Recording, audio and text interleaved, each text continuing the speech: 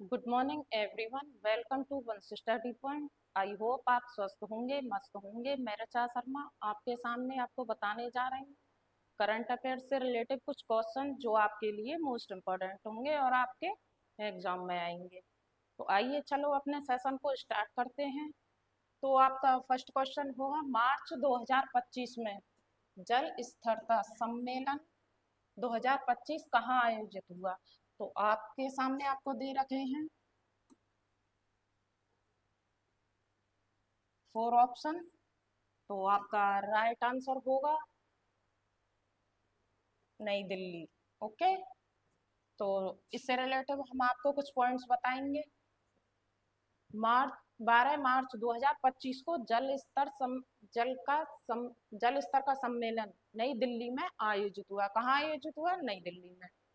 और इसका मुख्य विषय क्या था? औद्योगिक जल उपयोग दक्षता। इस कार्यक्रम का उद्घाटन केंद्रीय जल मंत्री CR पाटिल ने किया। ठीक है, केंद्रीय जल मंत्री कौन है? CR पाटिल। और डॉक्टर श्यामल कुमार सरकार ने बताया कि 2050 तक भारत का औद्योगिक जल मांग कितने तक पहुंच सकती है?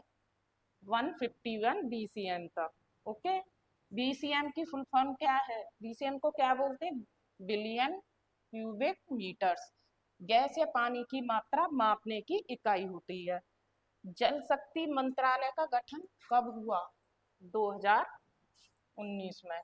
ओके, प्रथम जल शक्ति मंत्री कौन है? गजेंद्र सिंह शेखावत। ओके, चलते हैं आगे की साइड, नोट करते रहिएगा। हाल ही में कहाँ भारत नेपाली साहित्य महोत्सव आयोजित हुआ है? तो आपके सामने आपको फोर्थ ऑप्शन दे रखे हैं। तो आपका राइट आंसर होगा मथुरा। ओके, इसके बारे में कुछ पॉइंट्स बताएंगे हम आपको। हाल ही में भारत नेपाल साहित्य महोत्सव कहाँ आयोजित हुआ? मथुरा में। ओके, मथुरा में आयोजित हुआ। इसका आयोजन उत्तर प्रदेश ब्रज तीर्थ विकास परिषद की सहयोगी संस्था गीता शोध संस्थान तथा क्रांतिधरा साहित्य अकादमी मेरठ द्वारा किया गया है। भारत और नेपाल के बीच साहित्य और संस्कृति संबंधों को मजबूत करना इसका उद्देश्य था। और प्रतिभागी 180 साहित्यकार, लेखक, पत्रकार और शिक्षावाद इसके प्रतिभागी थे। ओके,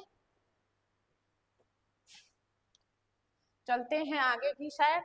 बैठक कहाँ हुई थी और बैठक में कौन कौन शामिल थे? पीलीभीत में हुई थी बैठक इसकी। इसमें जिलाधिकारी संजय कुमार सिंह की अध्यक्षता में कल देर शाम भारत नेपाली मैत्री महोत्सव 2025 से संबंधित बैठक कलेक्ट कक्ष में, यहाँ पे हमसे कक्षा हो गया, ये कक्ष है, कक्ष में संपन्न हुई थी। और बैठक में अवगत कराया गया कि भारत नेपाल मैत्री महोत्सव का आयोजन 22-23 फरवरी के मध्य गांधी परीक्षा गृह गांधी स्टेडियम पीलीभीत में किया जाएगा। ओके, गांधी स्टेडियम पीलीभीत में किया जाएगा। चलते हैं नेक्स्ट क्वेश्चन की साइड। तो आपका थर्ड क्वेश्चन होगा, हाल ही में बांग्लादेश में कब अपना 55वां स्वतंत्रता दिवस मनाया गया है? तो आपको फोर्थ ऑप्शन दे रखे हैं। इसमें से आपका राइट आंसर होगा 26 मार्च। ओके, इसके कुछ पॉइंट्स के बारे में जानकारी लेते हैं। 2025 में बांग्लादेश ने अपना 55वां स्वतंत्रता दिवस 26 मार्च को मनाया है। 1971 में शेख मुजीब और अवामी लीग ने 26 मार्च को स्वतंत्रता की घोषणा कर दी। ओके, और 7 मार्च 1973 में शेख मुजीब बांग्लादेश के प्रधानमंत्री बने थे। कहाँ के प्रधानमंत्री बने थे? बांग्लादेश के। कब बने थे? 7 मार्च 1973 को। बांग्लादेश में पहली महिला PM कौन थी? शेख हसीना। ओके, बांग्लादेश का पुराना नाम क्या था? पूर्वी पाकिस्तान। और वर्तमान में बांग्लादेश के नए राष्ट्रपति का क्या नाम है? शेख मुजीबुर रहमान। वर्तमान में बांग्लादेश के नए राष्ट्रपति का क्या नाम है अब? तो शेख मुजीबुर रहमान है। 26 मार्च को चिपको आंदोलन का स्मरण दिवस भी मनाया जाता है। कब मनाया जाता है? 26 मार्च को चिपको आंदोलन का स्मरण दिवस। चिपको आंदोलन कहाँ शुरू हुआ था? उत्तराखंड में। कहाँ शुरू हुआ था? उत्तराखंड में। चिपको आंदोलन की शुरुआत किसने की थी? सुंदरलाल बहुगुणा जी ने। ओके, चलते हैं आगे की साइड। तो आपका फोर्थ क्वेश्चन होगा, हाल ही में पारंपरिक सिग्मो महोत्सव 2025 में कहाँ शुरू हुआ है? तो आपके सामने फोर्थ ऑप्शन है, उड़ीसा, महाराष्ट्र, गोवा या इनमें से कोई नहीं। तो आपका राइट आंसर होगा गोवा। ओके, इसके बारे में हम आपको कुछ पॉइंट्स बताएंगे।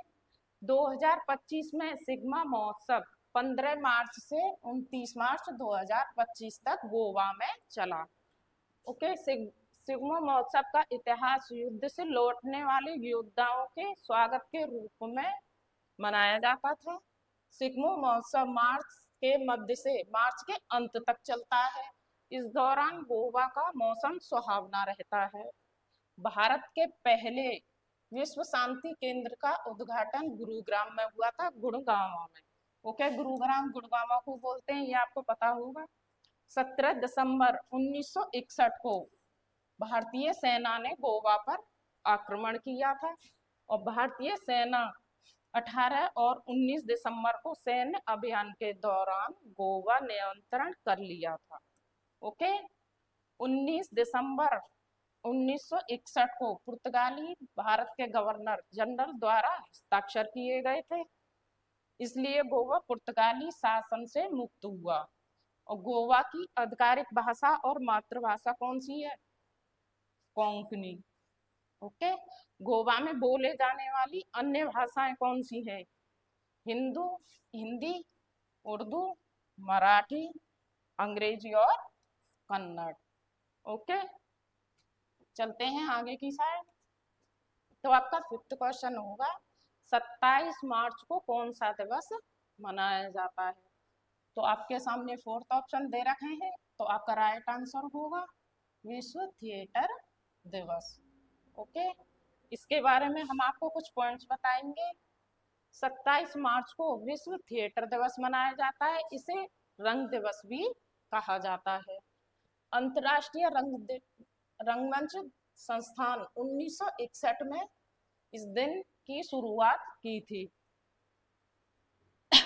हिंदी रंगमंच के जनक कौन थे? भारतेंद्र हरिश्चंद्र। ओके, चलते हैं आगे की साइड। तो आपका सिक्स क्वेश्चन होगा, 1873 में सत्य शोधक समाज की स्थापना किसने की थी? तो आपके सामने फोर्थ ऑप्शन दे रखे हैं, आपका राइट आंसर होगा ज्योतिबा फुले। इनके बारे में हम आपको कुछ इंपॉर्टेंट जानकारी देंगे जो आगे पॉइंट्सों में दी जाएगी। सत्य शोधक समाज एक सामाजिक समाज था, सामाजिक सुधार समाज था, जिसकी स्थापना ज्योतिबा फुले ने की थी। और कब की थी? 24 सितंबर 1873 को। और कहाँ की थी? महाराष्ट्र के पुणे में की थी। ओके, आपके 3 पॉइंट यहाँ से क्लियर होते हैं। ज्योतिबा फुले ने की थी सामाजिक सुधार समाज की स्थापना, और 24 सितंबर 1873 को की थी। और कहाँ की थी? महाराष्ट्र के पुणे जिले में। और 1873 में किस समाज की स्थापना हुई थी? सत्य शोधक समाज की स्थापना। मुस्लिम सत्य शोधक समाज की स्थापना कब हुई थी? 22 मार्च 1970 को।